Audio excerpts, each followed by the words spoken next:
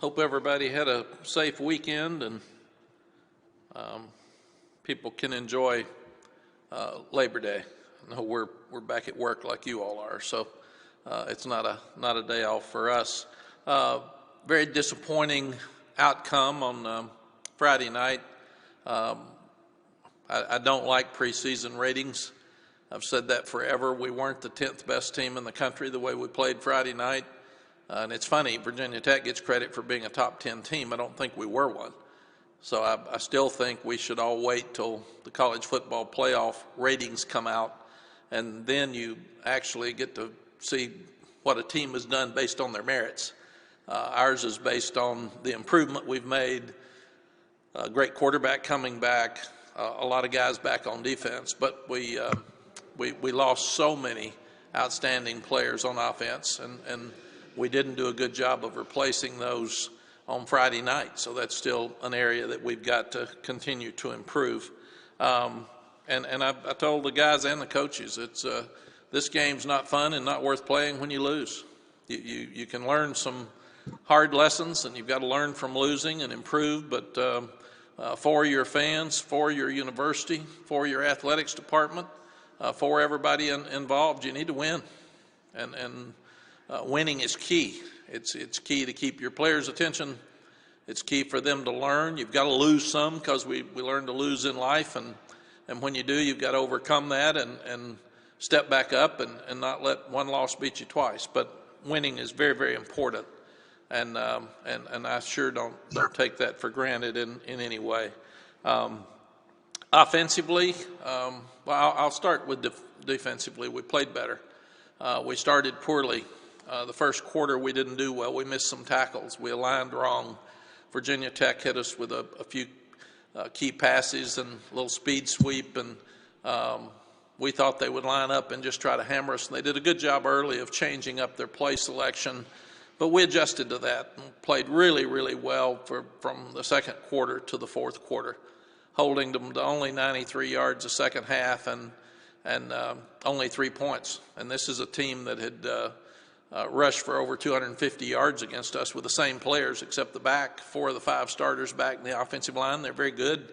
Quarterback played very well. So really proud of our defense and the way they hung in there and fought, forcing the turnover at the 9-yard line going in when the game could have gotten away. But really proud of our defense and showed signs that we can be really, really good on defense for the first time since we've been here. So that's a huge plus. Special teams, we gained some advantage in punt. We nearly blocked a couple of punts. We still didn't get done what we needed to get done. We didn't block a punt. We didn't get our punt return. People have asked about kickoff returns. Most people now are fair catching them. When you see a kicker like ours that kicks most of the balls out of the past the goal line, so people aren't going to return them anyway. Virginia Tech's guy was about 70% over the goal line. So if 7 out of every 10 of his kicks are going to be too deep to return, we fair caught one. I think the rest of them were over the head. So most people are doing that. You can go back and check the stats. I think last year the guys that fair caught all of them were about 5th in the country in returns, because the kickers are so good now and they're kicking it so high, and people have such good players. They're covering so fast. It's hard to return them past the 25. So most people have gone to a philosophy of just fair catching, and that's what the Rules Committee wanted.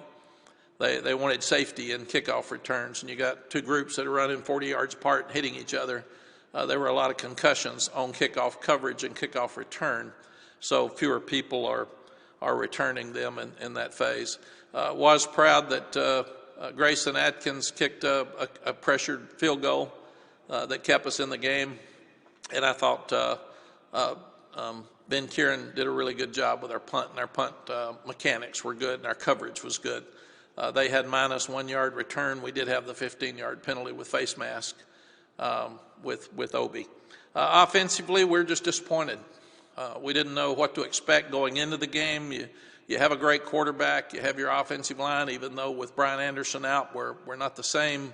But you've got the same tight ends, but you're not sure at running back or wide receiver. Josh Downs, as advertised, played great. I was really, really proud of him. And he competed and made plays throughout the game and kept us in the game, really. We got to get him some help outside. We didn't catch contested balls outside, really on either side. They hit a deep ball with Thompson, and Kyler McMichael, and Kyler had him covered, and he caught the ball. With us, we didn't. We had 2 or 3 balls that we didn't catch that we had a chance to catch that were deep, and then Justin Olson had one taken out of his hands. I thought it was after he hit the ground, but it doesn't matter. They didn't even review it. So, but we didn't make the contested catches outside, and we didn't keep them from doing it the same way. Offensively, we had miscommunication in the offensive line. We moved Awesome Richards in, and then he and Q had not worked together as much, so we had some miscommunications issue and thought Virginia Tech's crowd was a factor. They did a super job of making it hard to hear. It's one of the best environments I've ever seen, so give them credit for that. But we had too many tackles for loss. We had too many bad plays on first down, which put us in 3rd and long. We were 2 out of 10s in 3rd downs. We had the 3 turnovers, and really and truly the 3 interceptions. Only the last one was Sam's issue. The one was a tip ball that we've got to do a better job of keeping the defensive lineman's hands down. Another one was a ball taken out of Justin's arms that was caught by Justin. And then the last one, he was trying to throw the ball out of bounds, but he had pressure when we were going to win the game and couldn't get the ball out of bounds. So thought all of us were frustrated offensively because we've moved the ball so easily through the last 2 years, and it didn't happen on Friday night. Much better second half than first half offensively, but we'd get to the 30, the 20, and stall. We were 1 for 1 in the red zone, where our defense was held Virginia Tech 2 for 4 in the red zone. But we've got to improve offensively. So we've got to find other receivers to step up and help Josh Downs. I did think the running backs did a good job, and the offensive line's got to get more consistent and take pressure off Sam. And I'm sure Sam feels frustrated that he tried to win the game too by himself. And we've just got to play. We're not going to be the same offense we've been for the last 2 years, but we've still got to figure out who we are moving forward.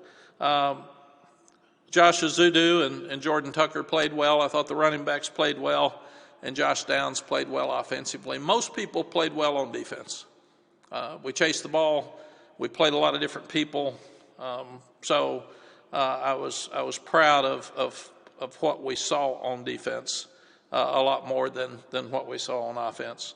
Analytics are interesting. I saw people criticizing Mike Norvell last night for going for 4th and 2 at the -33 and not making it. Analytics gives us a sheet, a grading sheet every Sunday after we have a weekend ball game, and they said we should have gone for the first 4th and 2 after the halftime from the -33, and then another set of downs. We were at the -33, and they should have said we should have gone for a 4th and 2 on our own 33-yard line in the 3rd quarter. Well, when you're not blocking people, analytics aren't there to watch it. So you got to be smart and you got to be careful. We've got to do a better job when we try to pull them off sides on a 4th and 2. We can either let the clock run out, but I didn't want to lose yards, and we wasted a timeout right before the half. So we've got to do a better job of getting the offense off the field and getting the punt team on the field so we don't waste a timeout, because we would have had another timeout with some opportunities right before the half. Some people have asked why you hold your timeouts till the end. Number one, I want the clock to be down to the end when we score. I don't want to leave any time on it. Number two, you can run a lot of plays with 3 timeouts with 37 seconds left, and that's when Sam threw the interception. So I'd like to have it where we can spend time and talk about the play when we need to. We knew what play we wanted to run with 50-something seconds left. So that's just a philosophy that we have moving forward. It was interesting that there were 5 turnovers in the game and none led to points. That's unusual. Usually turnovers lead to points, and we had 3, and they didn't lead to their points, but obviously really cost us. Tamon Fox had a half sack, so he moved ahead of Lawrence Taylor, which is significant for a pass rusher, and I'm really, really proud for him as he moves forward. This weekend with Georgia State, it's about the 20th anniversary of 9/11. The athletics department's got a lot of cool things to honor our first responders. It'll be great to have a full stadium for the first time in a couple of years. And there's absolutely no way we can do enough to recognize first responders for who they are and what they've done. And for a guy my age, I was coaching at Texas when 9/11 hit. I was in a meeting because we had an open date, and somebody came in and said, "Coach, a plane has hit the Twin Towers." And I'm thinking heart attack. I'm thinking something awful. Then they came back and said, "No, Coach, another plane's down in Pennsylvania, and there's a plane that has hit the Pentagon." So President Bush, being the governor of Texas, having the twin daughters that were going to school at Texas, we were panicked. They told us to get all of our players and find them and take them in a basement. Chris Sims was our quarterback. His parents lived in New York, so we were trying to find them. So we were all trying to figure out what happened, and obviously that is a significant day in all of our lives because it changed how we live, it changed our security, it changed how we travel. And that's something that we will address with the players this week because they need to know that that's such a big part of history, and that part will be honored this weekend. Questions? Georgia State, let me touch that quickly before I answer your questions. Sean Elliott's the head coach at Georgia State. He's a friend of some of our coaches. I know he and Coach Searles and I think Coach Galloway know each other from the Appalachian days. He also was the interim head coach at South Carolina, and he's done a good job at Georgia State. I think this game was scheduled because Coach Fedora knows that Atlanta is a very important place for us to recruit, and we go down there to their home stadium next year in the third ball game. They had a disappointing opener like we did. You never want to play Army in the opener for sure, but they got behind. The Army kept the ball. They didn't get the ball back, and they couldn't catch up. But they've got a veteran defense. The strength of their defense is their defensive line. They've got a good secondary as well. They're a running play-action football team. They're pretty much like us, that they have the spread. Cornelius Brown's a big 6'5" quarterback that was very impressive last year. They upset Tennessee a couple of years ago with while Ty Chandler was on the team. I talked to him about that yesterday. They've beaten East Carolina. So we need a full house. We need everybody loud, and we need to get back on track this weekend. Questions? Thanks, Coach. First question today will come from Andrew Jones. Hey, Coach, you said Friday night after the game that it was going to be an uncomfortable couple of days around the program. What was the most uncomfortable thing from the last couple of days since you got back from Blacksburg? We've had really, really hard discussions, Andrew, with our coaches about everything. And I ask the same questions fans ask. Why didn't we have these few things fixed? Why do we have communication issues? Why do we have sacks? Why do we have penetration on offense? Why aren't we separating more with our receivers and defensive backs on offense? Why didn't we catch uncontested balls on both sides of the ball? Why don't we have more sacks? That's what we talked about. Why don't we have more turnovers? Why didn't we get more punt return yardage? When probably the best thing that could have happened to us would have been to play like we did, have the struggle we did against a really good team on the road, and come back and win in overtime. And that's what I thought. We either had to make a decision to go for two when we scored, because I thought we were going to score with the 50 seconds left in the game, because we had total momentum, things were going well. So do you do that, or you go back in overtime because we had momentum in the second half? We had over 200 yards and they had 93. So we'd flipped the game completely. But then when you don't do that, you got to make hard decisions, and you can't say, oh well, we didn't play well. Why? And you got issues, and you fix them. And we tried to fix them in the spring. We tried to fix them in the fall. No better way to fix them against a good team on the road. If we had played a poor team at home and blown them out, you probably don't fix things. So shame we lost, but probably the best thing that happened to us. We're not the 10th best team in the country. We got back down to earth. We got a lot of work to do. Our program's still ahead of what it should be. We'll get better because Javari Ritzie played so good, but he'll be better by the 5th game than he is now. And we've got a lot of inexperienced players like Jaquarius Conley playing safety, and we got to have somebody step up at wide receiver. So we got a lot of work to do, and a lot of those things were exposed on Friday night that have to be fixed. I asked you after the game about the offensive line getting beaten with all those sacks and everything. Now that you've seen the game film and gone over it, what were some of the other factors that led to that number of sacks? I mean, you can watch it, Andrew, and go over every one of them. Phil, there's a reason you talk to the coordinators, and I'll let him go over all that with you. I don't want to spend all their thunder, take all their time away, but he can go over each one with you.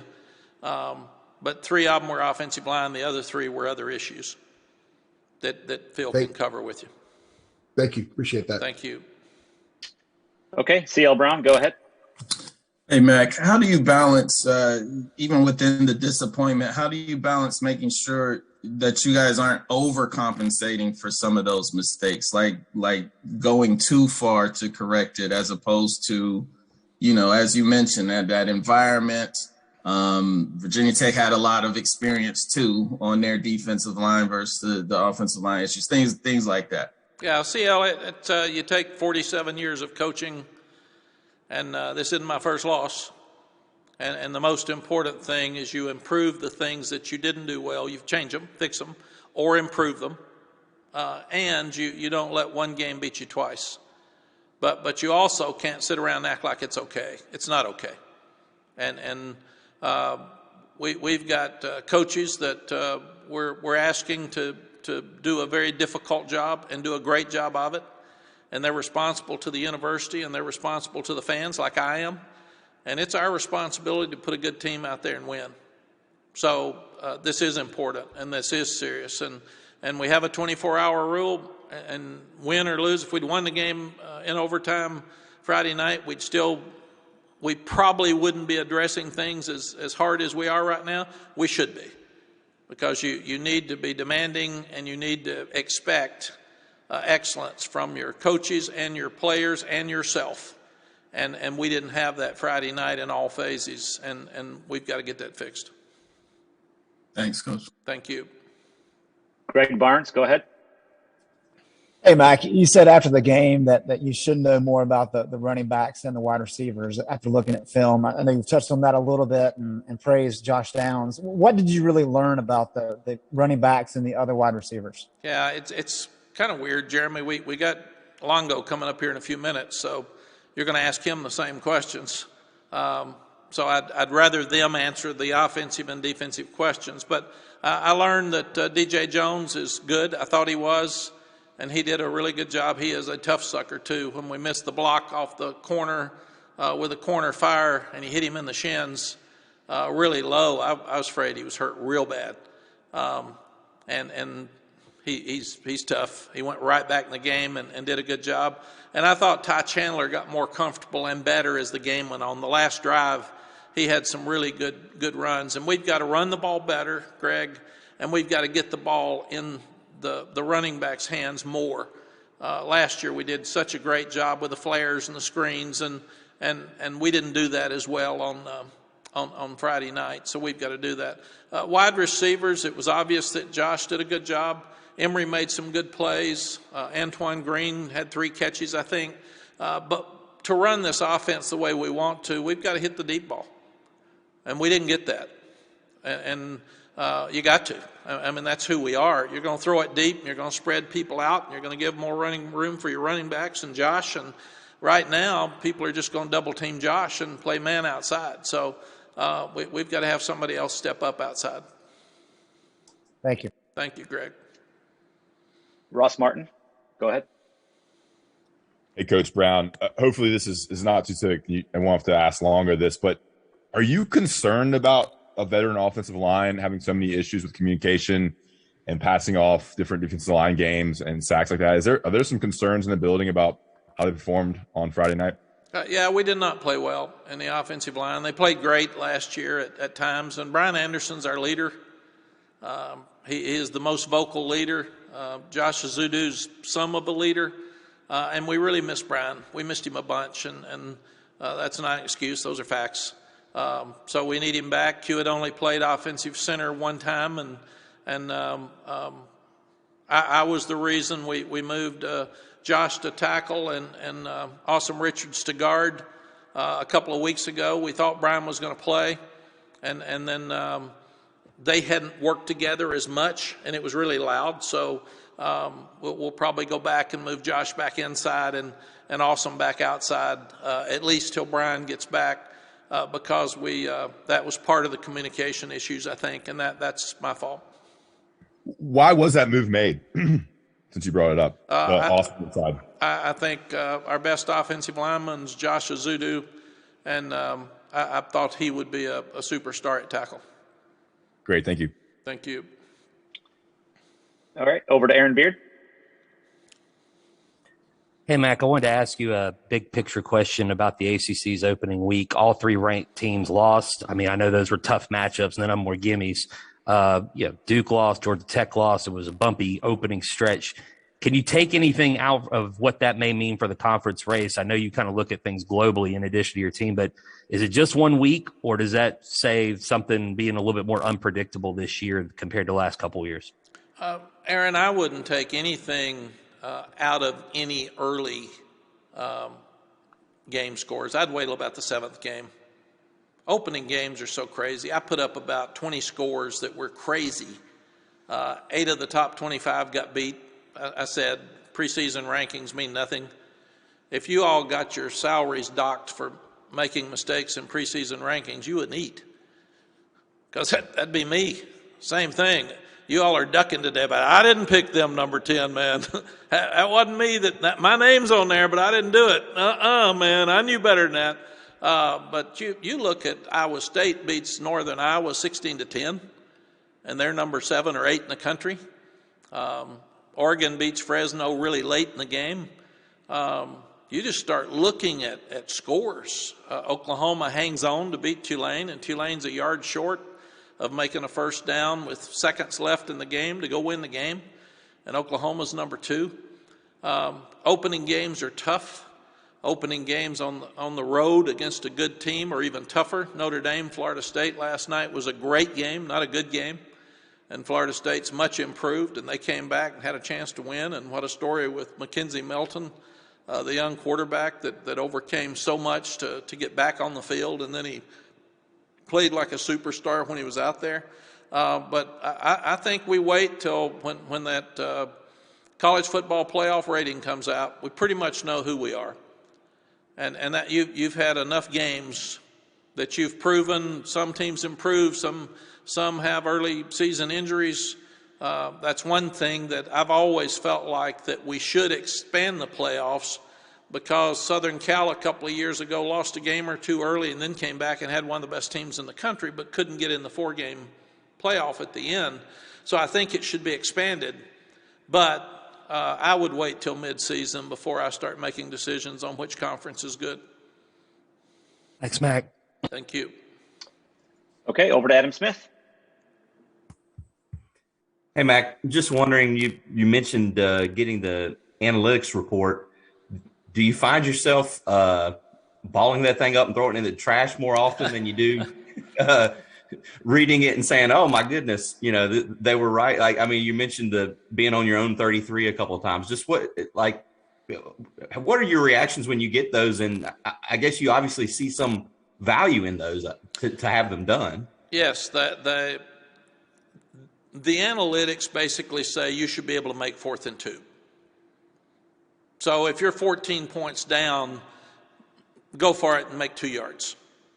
if you're a good offensive team. Well, when you're not moving the ball, analytics isn't standing there next to me so I can discuss it, and then they don't have to talk to you all after the game. Because I asked them if they'd join me after the game, and they weren't there.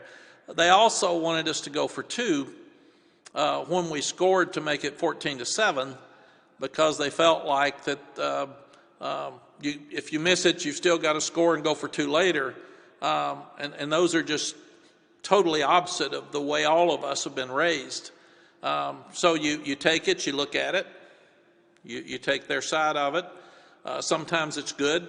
In our first year here, it was good that I would have kicked a field goal on 4th and 4 from the 7, I think, against Duke. We were up by 3. They said go for it because a touchdown beats you, and a field goal ties you, or a touchdown beats you, and they're going to try to score anyway. So don't go up by 3. And then we went for it, we made it, and then Javonte fumbles the next play at the 3-yard line. They drive it the length of the field and have a chance to beat us. But I can see their thinking. And the good thing about analytics, it makes you go back and question everything you're doing to see if you should be more aggressive, because analytics is very, very aggressive. Okay, our last question from Coach Brown will come from JB Ricks. Hey, Coach, appreciate you taking out the time. I wanted to address you mentioning some of your younger players who kind of gave up after that first half or whatnot, and then they finally got it together in the second half and showed some fight towards the end. What was the conversation like with those younger players? Going through a honeymoon phase of having all this hype, and then it gets real once you finally get on the field and they saw what it was. What is your conversation with them? Based off that game and now getting ready for Georgia State? Yeah, JB, you must have misunderstood me. I didn't say anybody gave up at all. These kids fought their guts out. And that's the thing that gives us a good chance moving forward. I was so proud that they fought till the last play of the game and had a chance to win. So I thought at some point there was some frustration. And what you do is you sit down and talk to them about, come on, man, it's a long game. Just play. They got good players too. So we're still growing as a program, and I've said it many times. We're probably ahead of we're ahead with our recruiting and with our facilities and with our fan base. We're ahead of where we are as a team, and because we had a great quarterback coming back, everybody thought the offense would just be good. So we've got work to do, but and that's what I told them. Don't just keep working. And I did tell them, get off social media. You all are addicted to it now, and you're on it all the time, and this isn't a good week for it. So let me help you before you get on it. It will not be good, because those that are on it are going to be critical. So you don't need that. So go back to work, do your schoolwork, talk to your parents and your family, be around your girlfriends, and let's get ready to play great this next weekend. But But I'm sorry if at any point somebody felt like I said somebody gave up. Nobody on this team or this staff gave up. And the staff's competing hard to get everything back on track. They're working their tail off. They're disappointed. The team feels the same way. So we're back at work. And by Tuesday morning, it'll all be about next Saturday. Thanks, Coach. Thank you, JB. All right, Coach, thank you for your time this morning. Thank you, folks.